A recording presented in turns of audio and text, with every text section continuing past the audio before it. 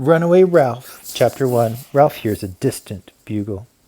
The small brown mouse named Ralph, who was hiding under the grandfather clock, did not have much longer to wait before he could ride his motorcycle. The clock had struck 8 already, and then 8:30.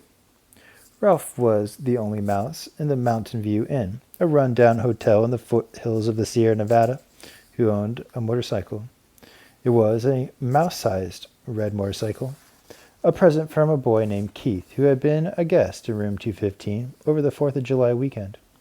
Ralph was proud of his motorcycle, but his brothers and sisters said he was selfish. "I am not," said Ralph. "Keith gave the motorcycle to me."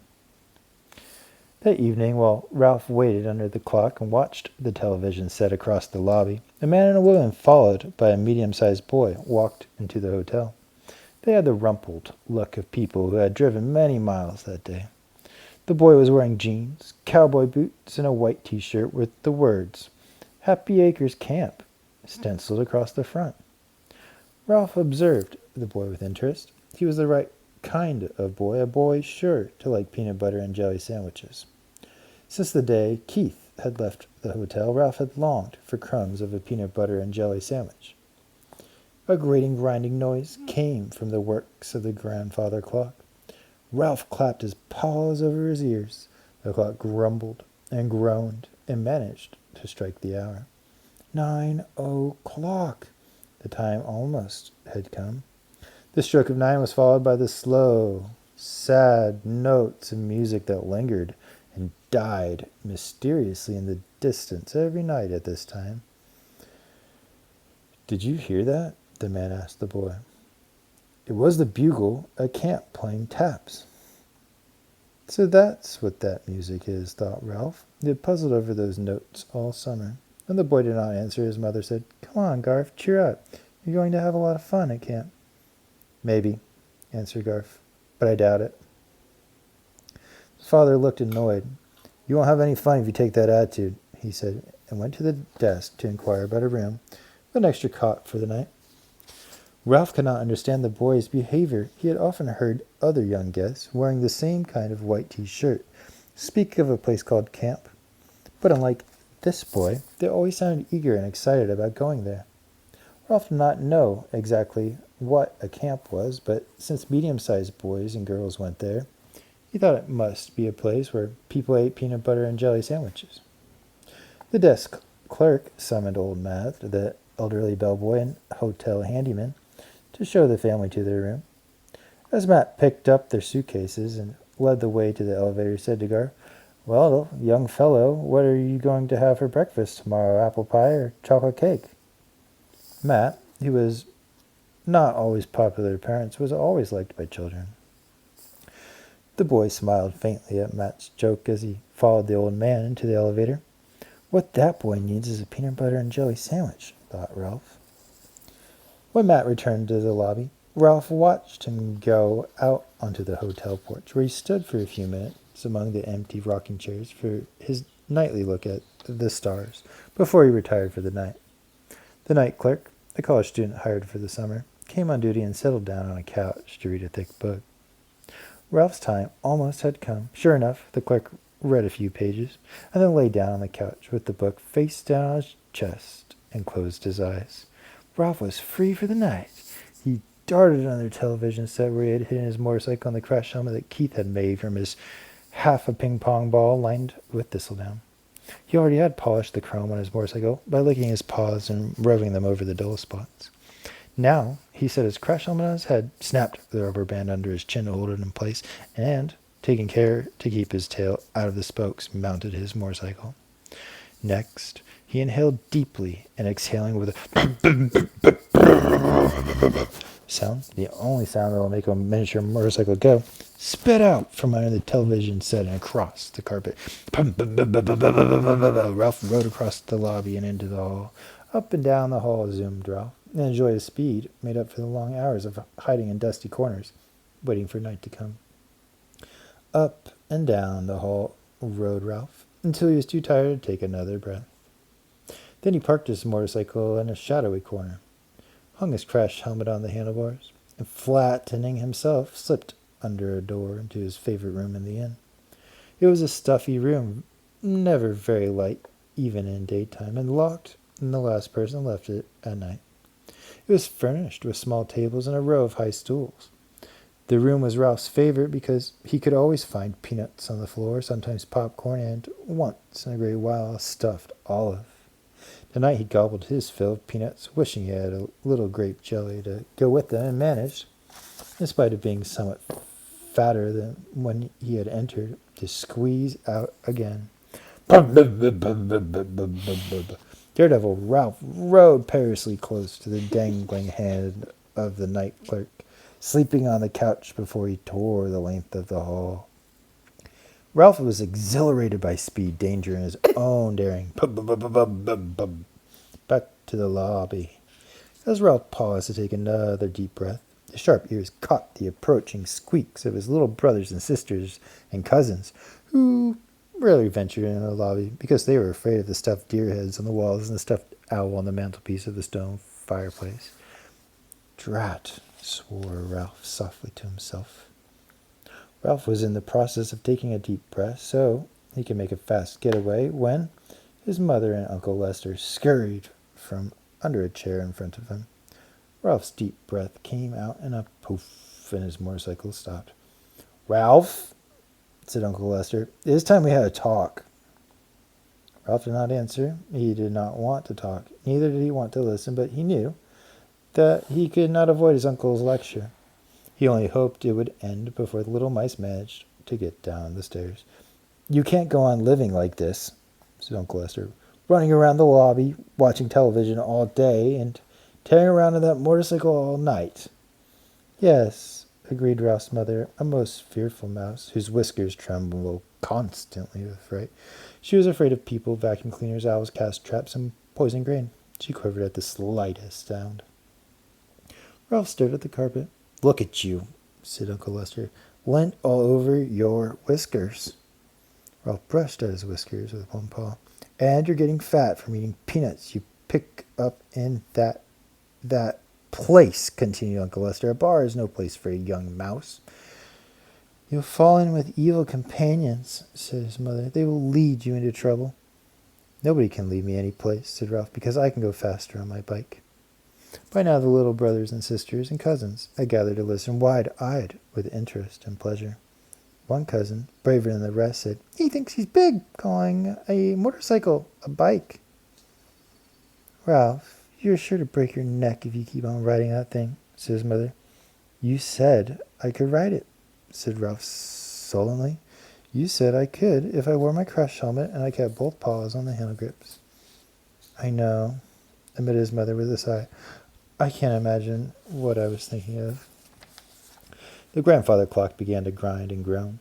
All of Ralph's family was alert, and when the clock began to strike, they disappeared under chairs and behind draperies, all except Uncle Lester, and even he looked nervous.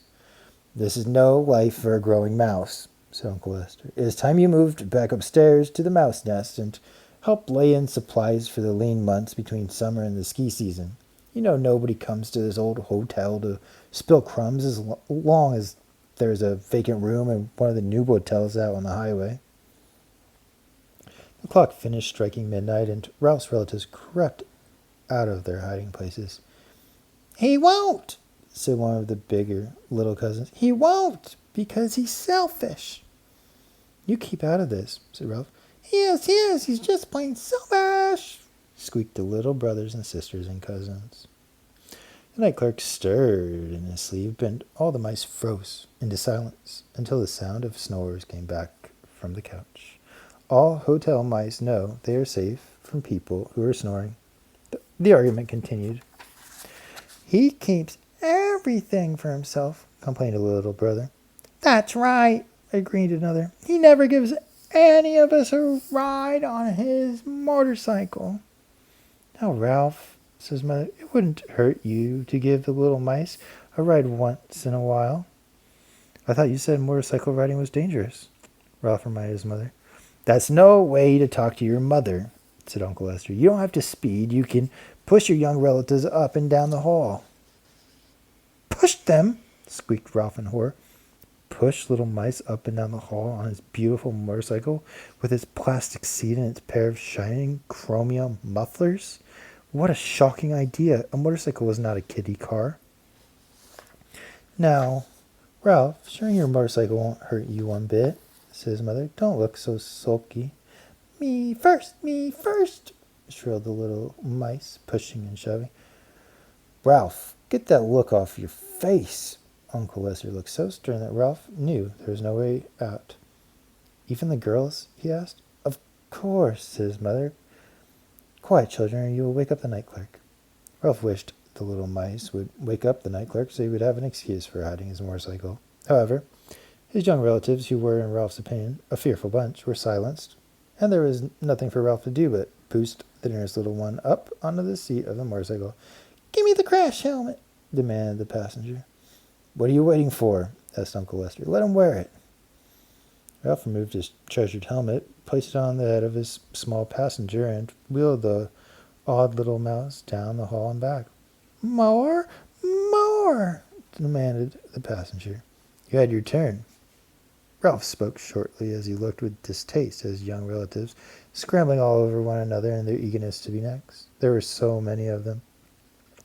Pushing them up and down the hall would take him all night. Come on, he said crossly to his nearest cousin as he clapped the crash helmet on his head and boosted him onto the plastic seat. Let's get it over with. Faster, demanded the cousin. I want to go faster. You be quiet, said Ralph. You wanted a ride and you're getting it. Ralph soon found that pushing the motorcycle along the bare floor at the edge of the hall was easier than pushing it through the carpet. Up and down the hall he trudged with one little mouse after another while he longed to be riding off into the kitchen, where the linoleum made the best speedway in the hotel. Up and down the hall plodded Ralph, with brothers, sisters, cousins. He grew more and more rebellious as the stars outside the hotel grew dim above the pine trees. The motorcycle was his. It was given to him by a boy to ride, not to use as a kiddie car for a lot of wiggly, squirmy little mice. A motorcycle was not a toy. Why couldn't his mother and Uncle Lester understand? Because they were too old to understand, too old and too timid. That was why. Ralph felt sorry for himself, caught as he was between two generations of mice. Most of his own litter had died from eating poisoned grain put out by a particularly disagreeable cook. There was the older generation of mice who worried about safety and being able to scrounge enough crumbs to tide them over the lean months between the summer season and the ski season. Then there was a younger generation of silly little mice who were always busy wiggling, climbing all over one another, and gobbling up crumbs as fast as they were brought to the mouse nest. Nobody understood Ralph, which was his whole trouble. Night was fading, and the chirp of a bird out in the pines told Ralph that the hotel was about to come to life. The night clerk soon would awaken and close his book, and the cook soon would be rattling pans in the kitchen. A cousin, braver than most, came running down the hall where Ralph was wearily pushing the motorcycle. You aren't fair, he scolded. You've given him 3 rides and some of the others 2, and me only 1. Ralph stopped in his tracks. Do you mean to stand there and tell me some of you had had more than 1 ride? Yes, was the answer. And I'm going to tell Uncle Lester on you. Then you'll really catch it. Ralph was too angry to squeak. He snatched his helmet from the head of his passenger, tipped him off to the floor, and mounted his motorcycle while taking a deep breath. Ralph shot down the hall into the lobby. The first pale rays of morning sun filtered through the pines, which now were filled with joyously chirping birds. The night clerk stirred. All the little mice looked frightened and scuttled toward the stairs and the safety of their nests as shredded Kleenex. The night clerk sat up, yawned, scratched his chest, giving Ralph just enough time to garage his motorcycle in the dark corner under the television set before the last shadow of night faded from the old hotel. Ready to rest and filled with bitter thoughts, Ralph set his crash helmet on the dusty carpet and sat down with his back resting against the front wheel of his motorcycle. The grown-up mice should not make him use his beautiful motorcycle as a toy to amuse a lot of squirmy, ungrateful little relatives who were growing up and soon would insist on riding by themselves. And Uncle Lester would insist that Ralph let them. Well, he wouldn't. Never again would he use the motorcycle as a toy. He did not care what Uncle Lester or anyone said. Ralph did not want to grow up to be a crumb-scrounging mouse like Uncle Lester. He did not want to settle down on a nest of shredded Kleenex behind the baseboard of the linen room. He wanted a life of speed and danger and excitement. He wanted to be free. Free to do as he pleased and go where he pleased on a shiny red motorcycle. The clock struck 6, and in the distance, Ralph heard the notes of the distant bugle. This time, lively notes that seemed a summons to excitement and adventure, and now that he knew where the notes came from, peanut butter and jelly sandwiches. Before the notes had died away, Ralph heard the laughter and shouts of medium-sized boys and girls who must be about the age of Keith, the boy who had understood mice and who had given Ralph the motorcycle. The rousing notes of the bugle and the laughter and shouting increased the feeling of rebellion within Ralph. As the last strains of the bugle call hovered in the clear mountain air, Ralph made up his mind. He knew now what he was going to do. He was going to run away.